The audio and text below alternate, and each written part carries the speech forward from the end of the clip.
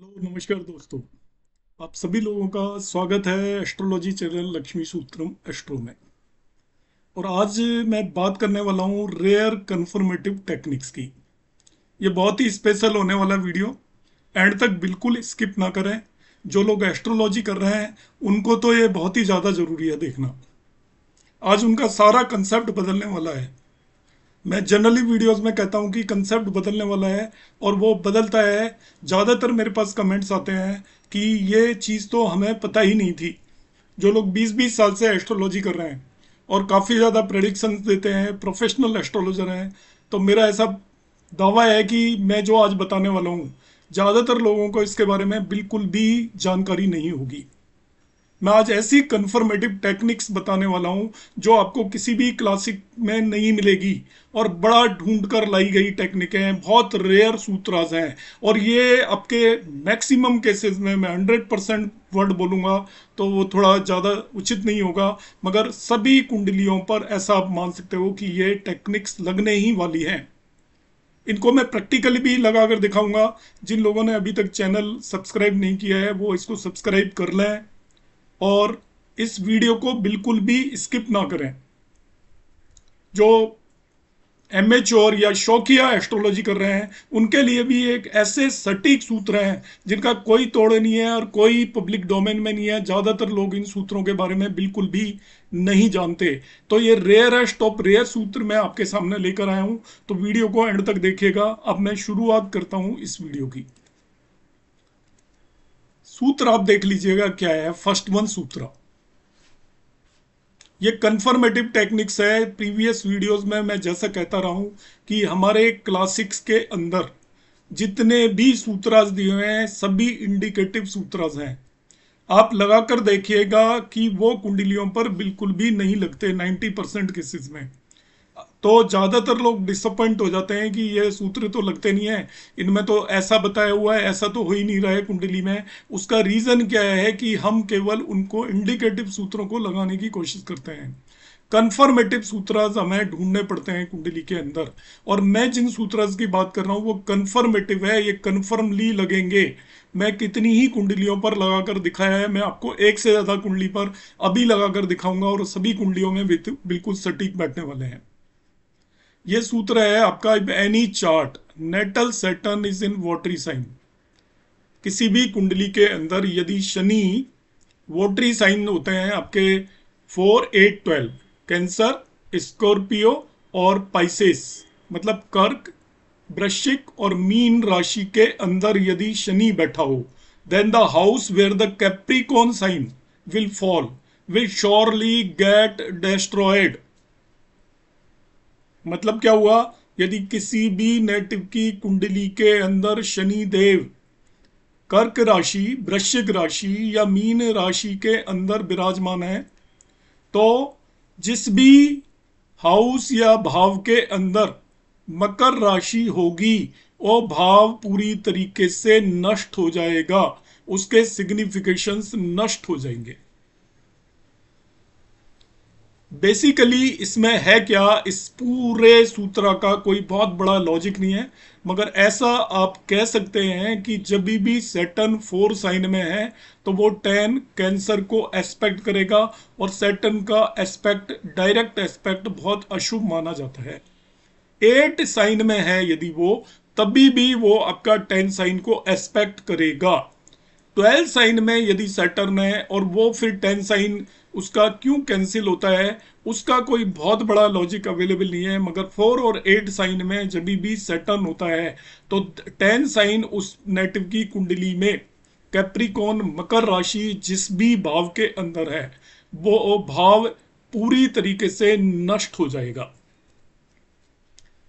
अब इसमें एक बहुत ही आपको माइन्यूट सी डिटेल ध्यान रखनी है। भाव नष्ट होने से क्या मतलब है कि सपोज हम कहते हैं चौथा भाव नष्ट हो जाएगा, तो चौथा भाव नष्ट होने से मतलब यह है कि उसके जो लिविंग सिग्निफिकेशंस हैं उस भाव के, जीव से रिलेटेड सिग्निफिकेशंस हैं, जीव से रिलेटेड का मतलब लिविंग जो भी रिलेशंस हैं वो डिस्ट्रॉय होंगी। या उसके नेटिव के शरीर के जो अंग हैं उस भाव से रिलेटेड उनमें कुछ परेशानियां होंगी।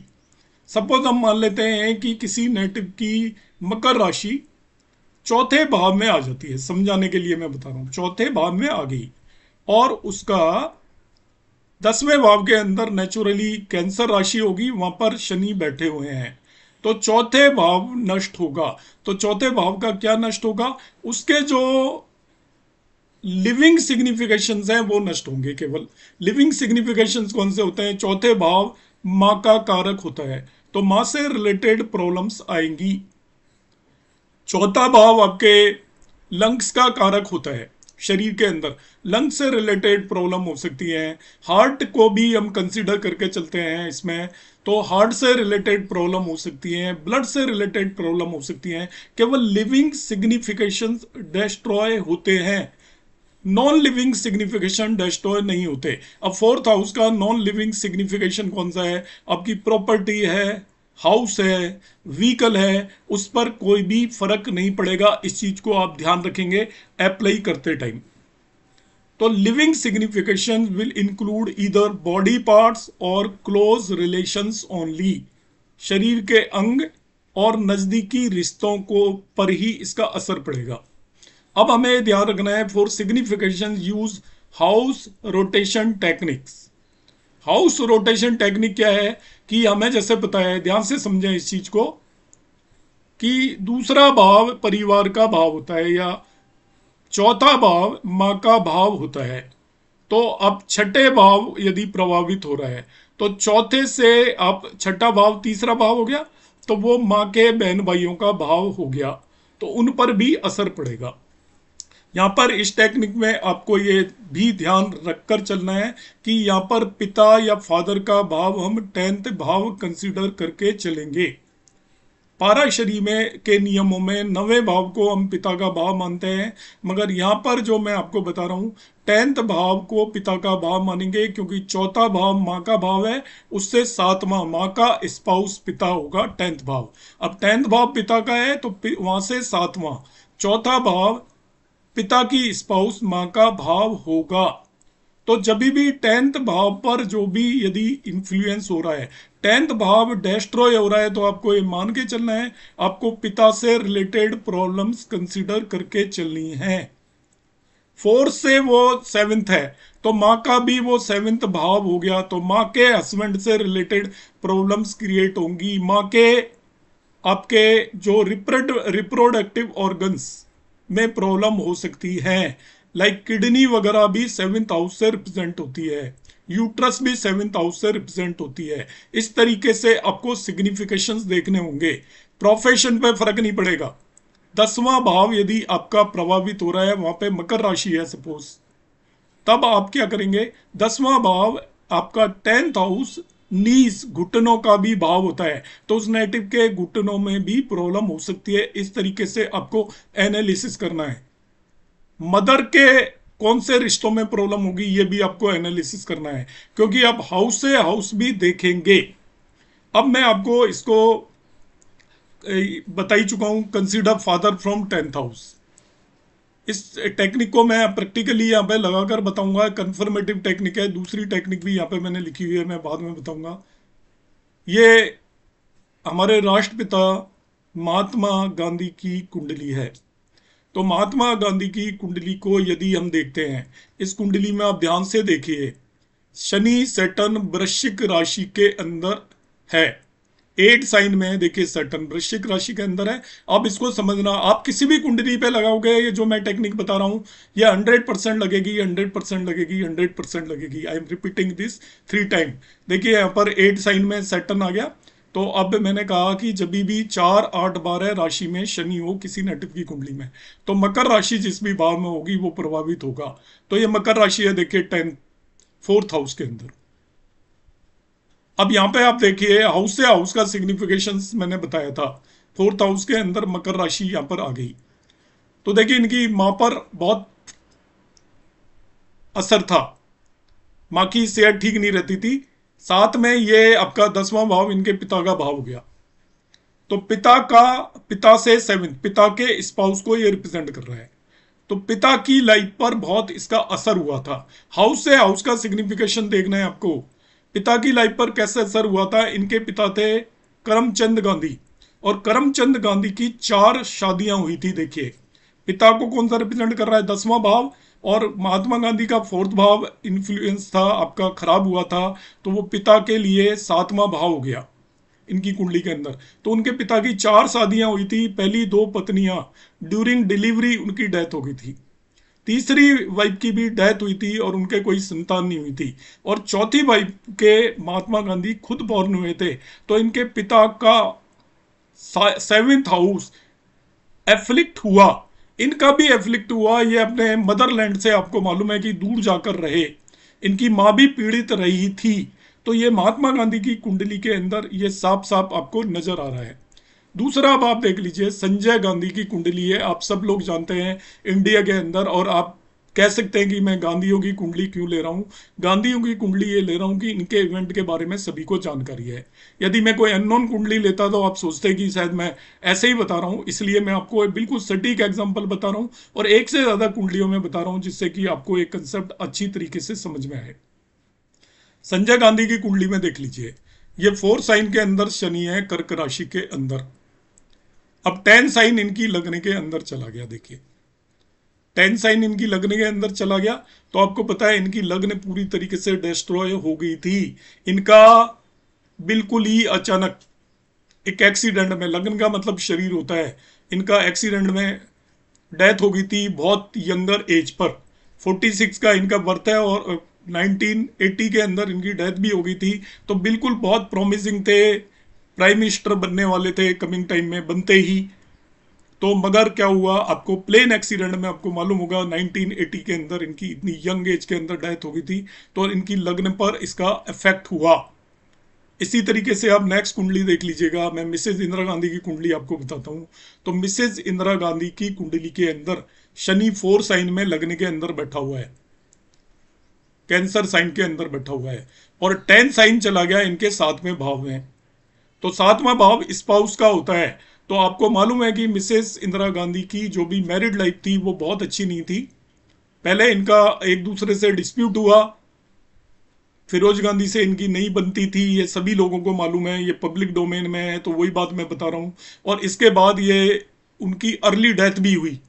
तो देखिए कितना सटीक ये कॉम्बिनेशन यहाँ पर बैठ रहा है। शनि यदि 4, 8, 12 साइन के अंदर है, तो 10 साइन जिस भी भाव में गया उससे रिलेटेड लिविंग सिग्निफिकेशन डिस्ट्रॉय हो रहे हैं। यहाँ पर देख लीजिएगा, संजय गांधी की लग्न में गया था। देखिए,